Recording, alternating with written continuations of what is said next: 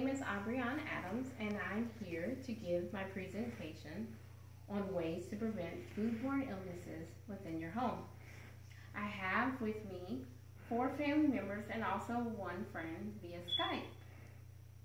Christine Kincaid, I am checking in for the Aubrianne Adams presentation.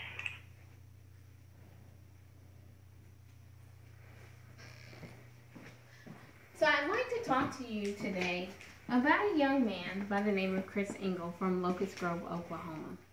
Chris Engle and his wife had been together for about 15 years. They were high school sweethearts, and then upon graduating from high school, they had their wedding. 5 years after they were married, they had their first and only child, a young daughter. In August 2008, Chris and his wife and daughter all went to their favorite restaurant for lunch. Little did they know that 6 hours later, Chris would no longer be alive after eating at his favorite restaurant. Chris did not die from a car wreck or a heart attack, but he actually died from the food that he ate. In addition to Chris dying that day, there were 341 other people that were sick. 7 of that 341 were hospitalized and had to receive dialysis for 6 months. And out of that 7, 2 of the children were under the age of 3 that also had to receive dialysis for 6 months. So it makes you wonder what type of outbreak occurred in the restaurant to make everyone so sick and even lead to the death of 1 young man. It was E. coli that could have been prevented by a few simple steps had the restaurant have followed food safety precautions. I'd like to talk to you today about ways we can prevent foodborne illnesses within our homes so we are not putting our family members in danger, as the restaurant did with Chris and his family, as well as 341 other people that day in August 2008. So, how do we prevent foodborne illnesses within our homes? Well, we can do a few simple things like washing our hands, making sure foods that are ready to eat are stored away from raw meats and vegetables, raw meats. We also need to make sure that our cooking spaces in our homes are clean. And also, in that cleaning process, we need to make sure that we're using clean water, we're using the right cleaning solutions in order to make sure that the food preparation process is safe. So today I'd like to talk to you about step 1. Step 1 to prevent foodborne illnesses is washing our hands. Anytime that you come in contact with food, you need to wash your hands. Before, during, and after. So if you're cooking, you may have started out washing your hands, but then you need to go to the restroom. When you come back, do not go back to cooking. You need to wash your hands. So one simple rule of thumb is making sure we're washing our hands for enough time. You want to top the water on. You want to wet your hands and then apply your soap. You want to lather. And if you're like me and you can't remember things, just simply sing the ABC or the Happy Birthday song. Once that song is complete, you have washed your hands for enough time. And you can start with the food preparation process. I'm out of paper towels, so typically you want to make sure that you use a paper towel. You want to dry your hands thoroughly and then use the paper towel to cut the water off so you do not cross-contaminate your hands with the germs that you just washed away. I don't have paper towels today, so we're just going to improvise. So in addition to washing your hands before, during, and after, then step 2 would just simply mean that your food is stored properly.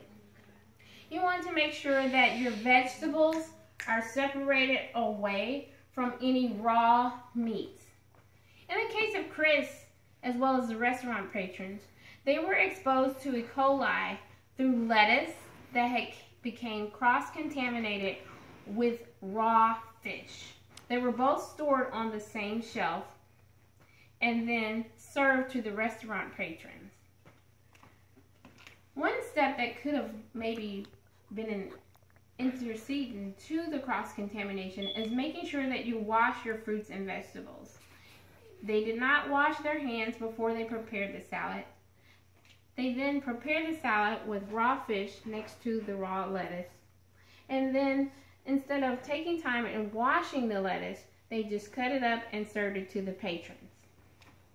So you always want to wash your fruits and vegetables when you buy them from the store to avoid any parasites, microbes, or any form of cross-contamination. Maybe they had sprayed in the store some cleaner and it got onto the vegetables.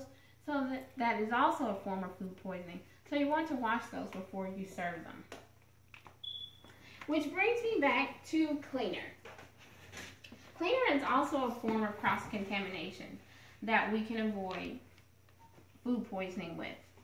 So we often like to keep our surfaces clean. We put bleach in our waters, we wash our dishes.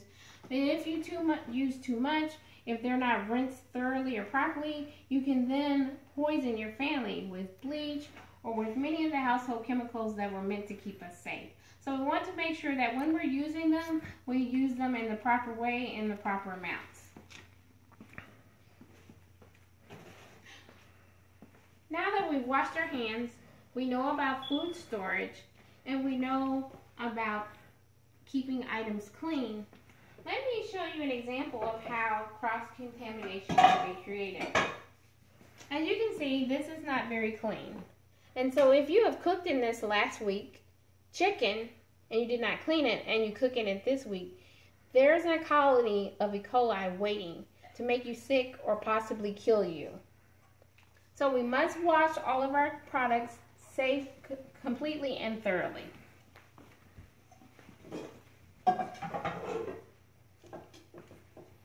So once you have a clean utensil, as in the case of this pot, or your spoons, your forks, your knives that you're cooking with, and your surfaces are clean, you then want to make sure that you're using the right temperatures. I like my eggs over medium. I like my steak rare. But idealistically, that is not really a safe way to eat those products. Typically, you want to cook beef at a temperature of 155 degrees.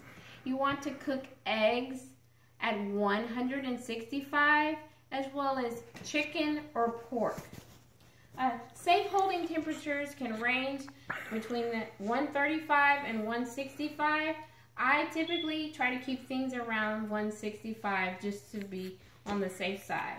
If you're reheating or cooling items, you simply want to take ice to cool your items immediately. Or if you're reheating, you want to reheat as quickly as possible to 165. Because within the 4-hour window, anything less than 135 can create E. coli or other scenarios that produce bacteria for foodborne illnesses. So we want to remember that magic number is 4 hours. So if you have fish, you don't really want to leave fish out for 4 hours and then eat it because you will become sick.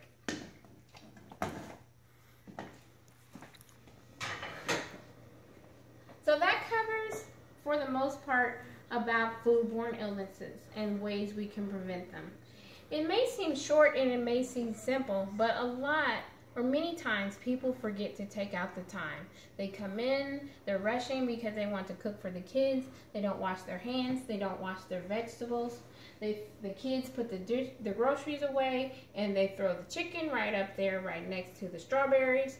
And then you have raw chicken and strawberries meeting one another, producing an environment that is not safe, that creates cross-contamination, germs, E. coli, or illnesses that will make you sick.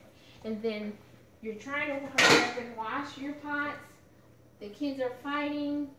In the case of my brothers and sisters, they fight all the time. You throw bleach in there. You didn't rinse it out all the way. You didn't even get all the food out. Then you're cooking. And then we have a scenario like Chris Engel, who lost his life needlessly because someone did not take 2 minutes out to make sure that the food surface, the food preparation process was followed correctly. So I hope these tips help you, and if you have any questions, you can email me at aubryon.adams@tulsacc.edu. Thank you.